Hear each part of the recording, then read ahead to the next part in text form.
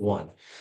Welcome to Altcoin Showdown, Ethereum Solana review. I'm Bill. I'm Toby. We are here to help you with altcoins. If you need a roadmap in crypto, subscribe to this channel. Today we're going to be looking at AAVE, Fetch, RUNE, Solana, Chainlink. Don't miss it.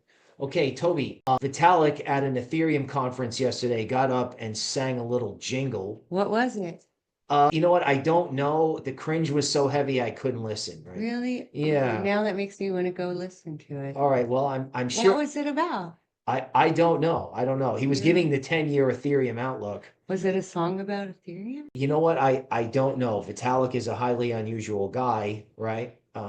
So am I. Right. I mean, I'm not a guy. Right. Well, yeah. So he sang a little song and everyone's like, Ethereum's going to zero. I want to do that. Okay. Well, if you can sing the Ethereum jingle too, I'm sure the audience is okay with the Ethereum jingle as long as Ethereum stops, pooping on itself. So, I think it is. I mean, I said this Monday in the show on Monday, and even a little bit last year. It feels like it's going to recover before Solana does.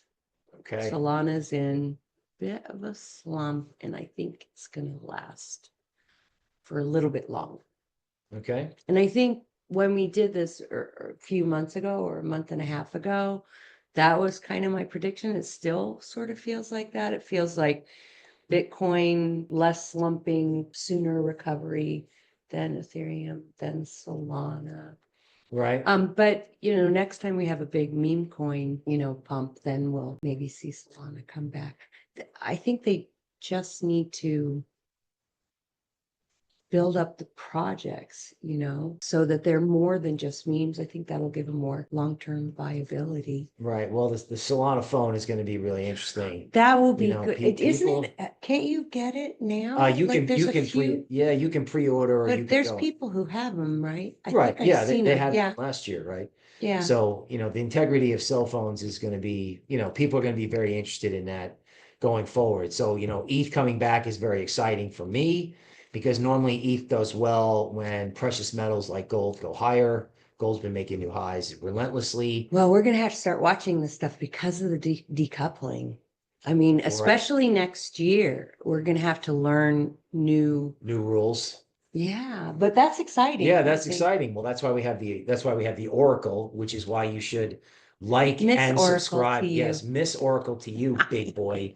So that is how we're going to do. And you know what? He's so lucky. He's so lucky because remember a week ago when we did this podcast, I'm sorry, not this one, the 5-minute one. Right. And what was your prediction about the coins? They were going to go down in a week, 30%. This is called your colleague rubbing it in because I sold. No. But there was a bet. No, there wasn't a bet. About lace peonies. When you wanted to make a bet, I was like, okay, I'm not betting against the psychic. Chicken. Or good risk management. Good risk management. When your idea is wrong, stop out, right?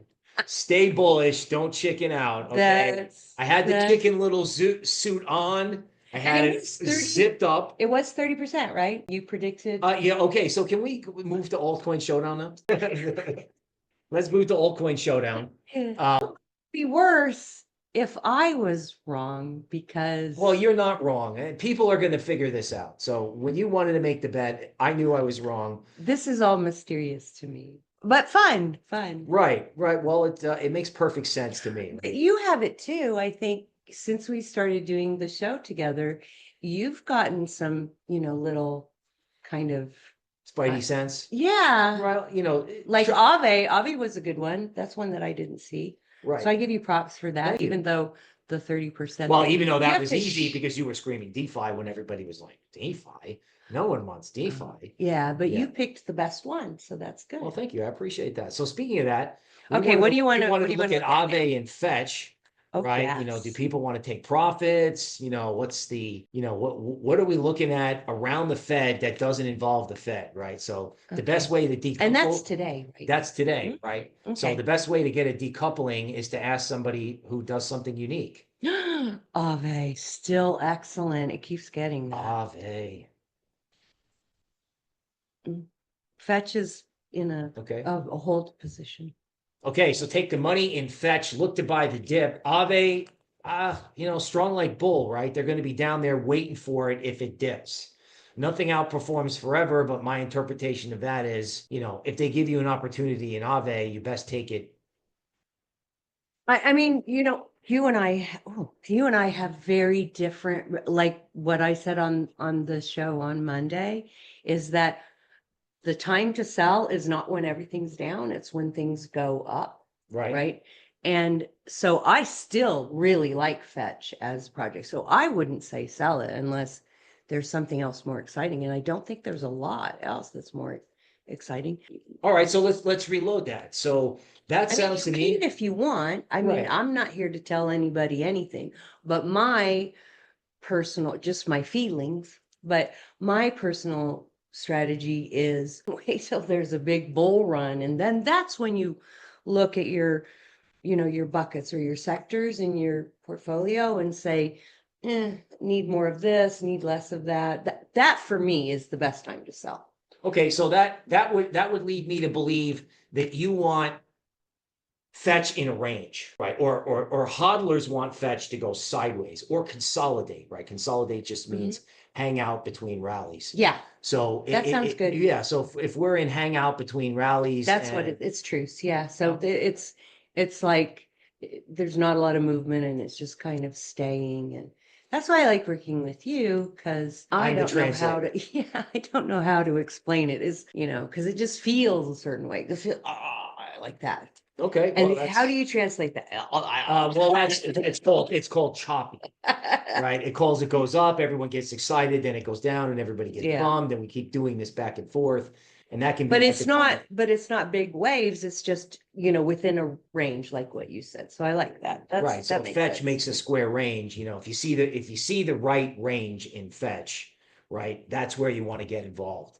So cross chain, Okay, chain what do you link, got? and Rune, right? I've been a big I know fan, we're majorly hot to trot on chain and Rune.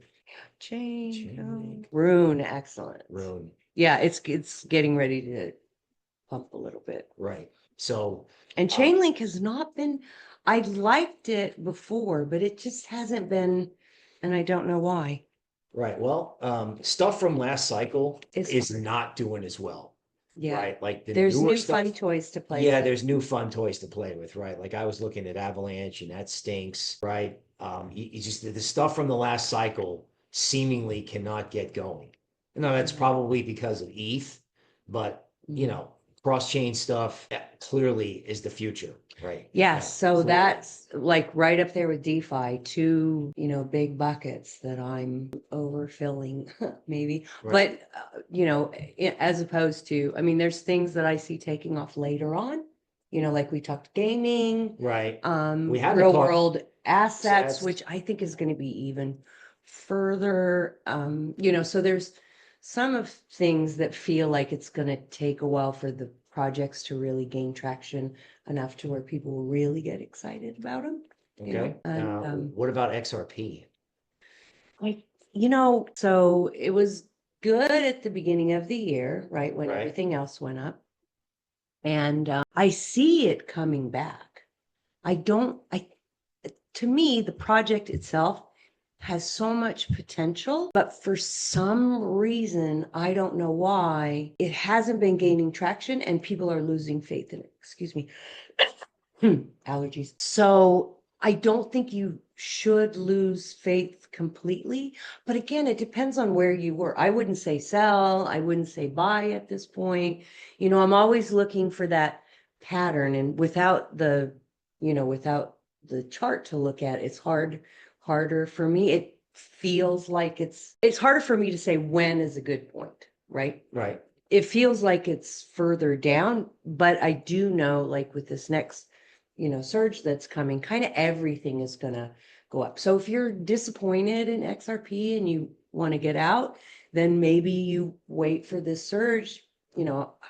I wouldn't get out right now, Right. but and I feel like there's probably another buy opportunity with it after this next rally up. Right. Right. So I would wait again. Like I wouldn't get into XRP right now Right. with anything new, even though I could regret and eat those words because I do think it's going to come back. But I'm always looking for what you said it the other day when I point on the chart. Okay, I want to see it go up to here. Right. In other words, you in XRP, you want to buy a breakout. You want to buy it when it's demonstrated that it's moving, breaking out, making higher highs. In other words, every time it goes up, okay, and then it goes down, and then it goes up again, it makes higher highs and higher Yeah. lows. Yeah. Like going upstairs. Yeah, yeah. So you want to see XRP get up a half a flight of stairs. Yeah. Or right? I look at it from the past, like I showed you, and I'm like, okay, here was a previous low and you're below that low, then I want to see it go above that previous low.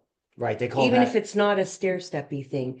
Yeah. right. You want to see what's called a reclaim, right? In other words, if XRP is below key points, right? Just say if we're looking at, we're looking this to be evergreen, you want XRP after showing weakness, you want it to come back and say, all right, this looked terrible, but now it's unwound the terrible. Yeah, like and gone back to we maybe figured neutral. out the problem and we got it fixed. We got it moving Yeah, along.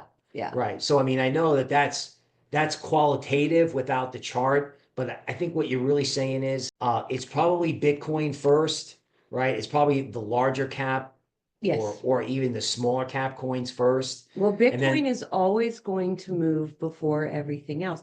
And it's interesting to see what's going to happen with the decoupling because one of the cool things we're getting is we're getting things like DeFi moving when Bitcoin isn't. And that's perfect. That's what we want. right, that's what you've been saying. Right. Yeah, we want that because then if this bucket is slow, we got another bucket to play in. So you're saying, is it fair to say that in 2025 XRP will have its day? I think there will be a comeback sometime in 2025.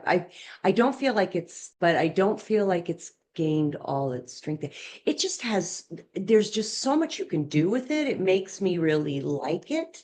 Right. I mean, I think, unless there's another coin that can fill that gap and have that history that we have, it's kind of like ETH. Right. People are like, oh, he's going away, he's going away. I don't really feel that that's true. And I think XRP is the same way, So if you're not in XRP and you want to wait the game, this might be a great time to jump in. But me personally, I would wait for a bigger move because I don't think it's done. Okay. All right. Okay. So XRP, buy breakouts. ETH is not dead. Subscribe to the channel out there and hit the like button. Have a good